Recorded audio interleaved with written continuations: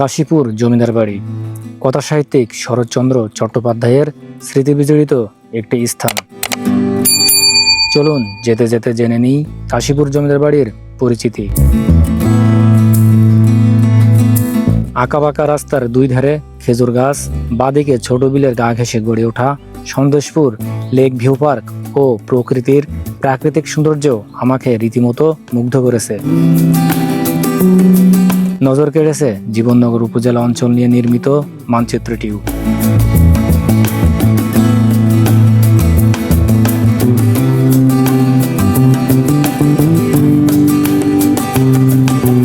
হ্যাঁ বন্ধুরা, কাশীপুর জমিদার বাড়ি দেখতে আপনাকে আসতে হবে চুয়াডাঙ্গা জেলা শহর থেকে মাত্র 27 কিলোমিটার দূরে সন্তোষপুর বাস স্ট্যান্ডে। সন্তোষপুর থেকে মাত্র 5 কিলোমিটার পথ পাড়ি দিলেই চলে আসবেন দেহাটি বাজারে।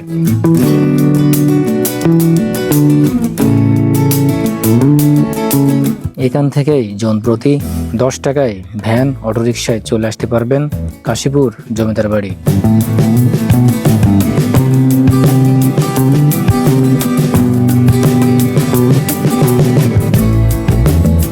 বন্ধুরা, কথা বলতে বলতে চলে আসলাম শরৎচন্দ্র চট্টোপাধ্যায়ের মামাবাড়ি, যেটি কাশীপুর জমিদার বাড়ি নামেও পরিচিত।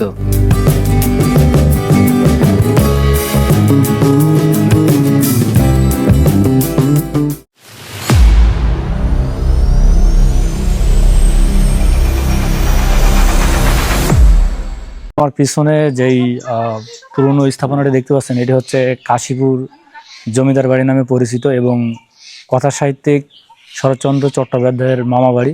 কাশীপুর জমিদার বাড়িতে কত সালে স্থাপিত এবং ইতিহাস এবং ঐতিহাসিক বিষয়গুলো তুলে ধরার চেষ্টা করব।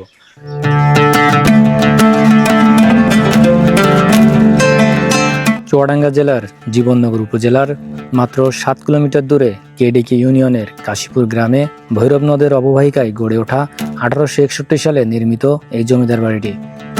এক সময়ে এটি নদিয়া জেলার অন্তর্গত হলেও দেশভাগের পর কুষ্টিয়া জেলা তথা বর্তমান চুয়াডাঙ্গা জেলার অন্তর্ভুক্ত হয়।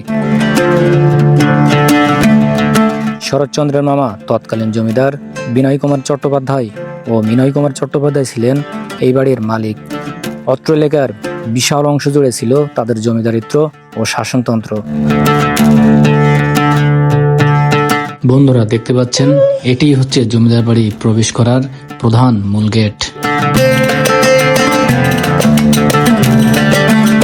ইতিহাস পর্যালোচনা করলে দেখা যায় বর্তমান বসবাসরত বাসিন্দাদের পূর্বপুরুষদের সাথে ভারতের 1200 বিঘা জমি বিনিময়ের মাধ্যমে জমিদার বিনয় কুমার ও মিনয় কুমার পরিবার নিয়ে পাড়ি জমায় ভারতে।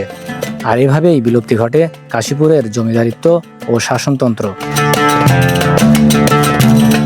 বাড়িটির দ্বিতল ভবনে ওঠার চেষ্টা করছি, যদি কারো দেখা মেলে। বর্তমানে বাড়িটিতে পরিবার নিয়ে বসবাস করছেন হাবিল ও কাবিল নামে দুই ভাই।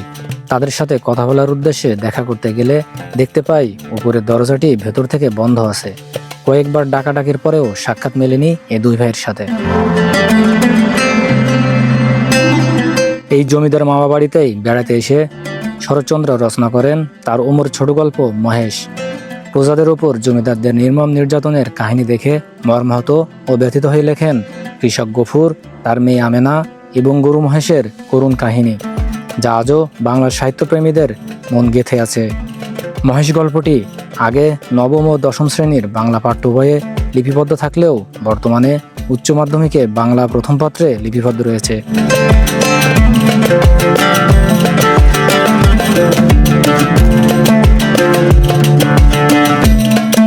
দেখতে পাচ্ছেন, এটি সেই ঘর।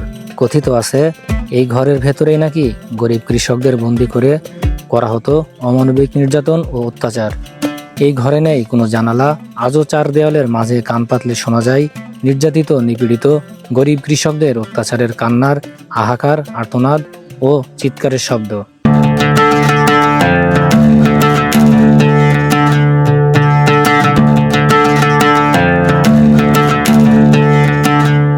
প্রায় 200 বছরের এই পুরনো প্রাচীরটি আজও ইতিহাসের পাতায় সাক্ষী হয়ে দাঁড়িয়ে আছে নীরবে।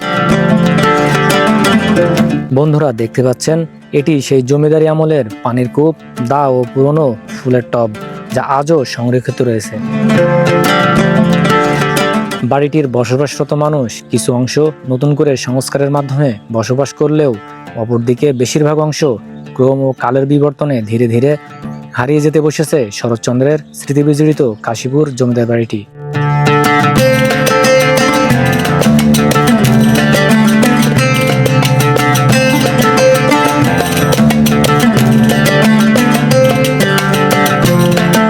আমি এখন এই জমিদার বাড়ির ছাদের উপর ওঠার চেষ্টা করবো, দেখার বিষয় আছে এখানে কিছু।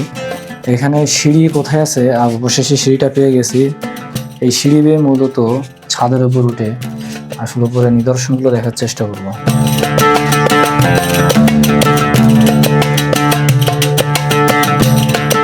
এর মধ্যে হেঁটে যাচ্ছি, যদি ভেঙে পড়ে যায়। এখানে অনেক রিস্কি। কাশীপুর জমিদার বাড়ি আজ ধ্বংসস্তূপে পরিণত হলেও এর দেয়ালে লেগে আছে ইতিহাসের গন্ধ ও সাহিত্যের আলো।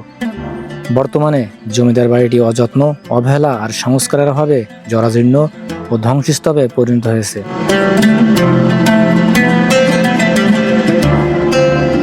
যদি সরকারি বা বেসরকারি উদ্যোগে দ্রুত সংস্কার ও সংরক্ষণ করা যায়, তাহলে এটি শুধু কাশীপুর নয়, পুরো জীবননগর উপজেলার জন্য একটি ঐতিহ্যবাহী পর্যটন কেন্দ্র হয়ে উঠতে পারে। শরৎচন্দ্র চট্টোপাধ্যায় রচিত বিখ্যাত ছোট গল্প মহেশ বাংলা সাহিত্যের এক অনন্য কীর্তি, যেটি পাঠ করলে রীতিমতো আপনার হৃদয়ে রক্তক্ষরণ হবে। কারণ এটি শুধু একটি গ্রামীণ জীবনের কাহিনী নয়, বরং তৎকালীন সমাজ ব্যবস্থার নির্মমতা, দারিদ্র্যের অভিশাপ এবং মানুষের সাথে প্রাণীর আত্মীয়তার সম্পর্ককেও গভীরভাবে তুলে ধরেছেন শরৎচন্দ্র চট্টোপাধ্যায় তার লেখা মহেশ গল্পের মাধ্যমে। বন্ধুরা, মহেশ গল্পের লেখক কথা সাহিত্যিক শরৎচন্দ্র চট্টোপাধ্যায় যে পুকুর পাড়ে বটগাছের নিচে বসে মূলত এই মহেশ গল্পটি রচনা করেছিলেন, দেখাতে চলেছি সেই বটগাছ এবং সেই পুকুর পাড়।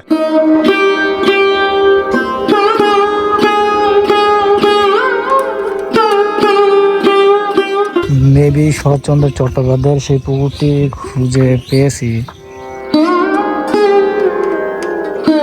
আর দর্শক, অনেক খোঁজাখুঁজি করার পরে সেই গাছটি খুঁজে পাওয়া গেছে। ওই সময়ের সেই যে গাছ, এটি হচ্ছে সেই গাছ, যে গাছটি ঝড়ে কবলে ধরে প্রাকৃতিকভাবে গাছটি উপরে পড়ে আছে এবং গাছটি বিশাল সেই গাছ, যে গাছের নিচে বসে মূলত শরৎচন্দ্র চট্টোপাধ্যায় তার মহেশ গল্পটি রচনা করেছিল। দর্শক, এই ভিডিওটি যদি আপনাদের ভালো লেগে থাকে তাহলে অবশ্যই লাইক, কমেন্ট ও সাবস্ক্রাইব করতে ভুলবেন না।